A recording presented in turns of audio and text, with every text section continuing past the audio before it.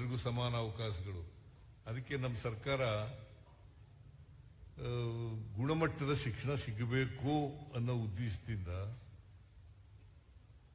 ಮತ್ತೆ ಅಸಮಾನತೆ ಇರ್ತಕ್ಕಂಥ ಸಮಾಜದಲ್ಲಿ ಪೌಷ್ಟಿಕಾಂಶಗಳಿರ್ತಕ್ಕಂಥ ಶಕ್ತಿ ಕೊಡ್ತಕ್ಕಂಥದ್ದು ಕೂಡ ದೈಹಿಕವಾಗಿ ಶಕ್ತಿವಂತರಾಗಿರ್ಬೇಕು. ಬಹಳ ಜನ ಮಕ್ಕಳು ಈಗ ನಾವೆಲ್ಲ ಓದುವಾಗ ರಾಗಿ ಮುದ್ದೆ ಮೊಸರು ಇದೇನು ಇರ್ತಿರ್ಲಿಲ್ಲ, ನಮಗೆ ಬ್ರೇಕ್ಫಾಸ್ಟ್ ಏನು ಇರ್ತಿರ್ಲಿಲ್ಲ. ಇಡ್ಲಿ ದೋಸೆ ಉಪ್ಪಿಟ್ಟು ಇವೆಲ್ಲ ಮಾಡ್ಕೊ ತಿನ್ನೋದು ಇವೆಲ್ಲ ಇರಲಿಲ್ಲ. ಏನಪ್ಪ ರಾಮೋಜಿಗೌಡ ಇತ್ತ?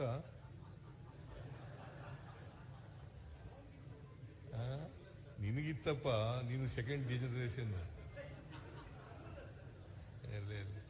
ರಾಮೋಜಿಗೌಡ ನಾನು ಹುಡುಗನಾಗಿದ್ದಾಗ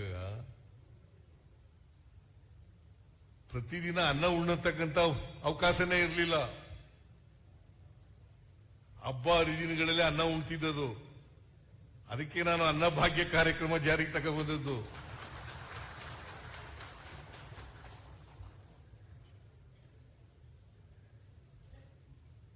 ಅನ್ನಭಾಗ್ಯ ಕಾರ್ಯಕ್ರಮ ಜಾರಿಗೆ ತಗೊಂಡ್ಬಂದದ್ದು ಯಾಕಪ್ಪ ಅಂತಂದ್ರೆ, ಇನ್ನೊಬ್ರು ಮನೆ ಹತ್ರ ಹೋಗಿ ಒಂದು ತುತ್ತು ಅನ್ನಕ್ಕೋಸ್ಕರ ಕಾಯ್ಕ ನಿಂತಿರಬಾರ್ದು. ಅದಕ್ಕೋಸ್ಕರವಾಗಿ ಪ್ರತಿಯೊಬ್ರು ಕೂಡ ಅನ್ನ ಮಾಡ್ಕೊಂಡು ತಿನ್ಲೇಬೇಕು ಅಂತೇಳಿ ಅನ್ನಭಾಗ್ಯ ಕಾರ್ಯಕ್ರಮವನ್ನು ಜಾರಿಗೆ ತಗೊಂಡ್ಬಂದದ್ದು.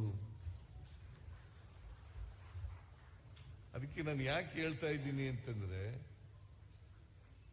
ಈಗ ಅವಕಾಶಗಳಿದೆ, ಎಲ್ರಿಗೂ ಸಮಾನ ಅವಕಾಶಗಳು ಸಿಗ್ತಾ ಇದ್ದಾವೆ. ಒಂದು ಕಾಲದಲ್ಲಿ ಅವಕಾಶಗಳು ಇರಲಿಲ್ಲ, ಈಗ ಅವಕಾಶಗಳು ಸಿಗ್ತಾ ಇದ್ದಾವೆ. ಈ ಅವಕಾಶಗಳನ್ನು ಸದುಪಯೋಗ ಮಾಡ್ಕೊಳ್ತಕ್ಕಂಥದ್ದು ಇದೆಯಲ್ಲ, ಅದು ಬಹಳ ಮುಖ್ಯ.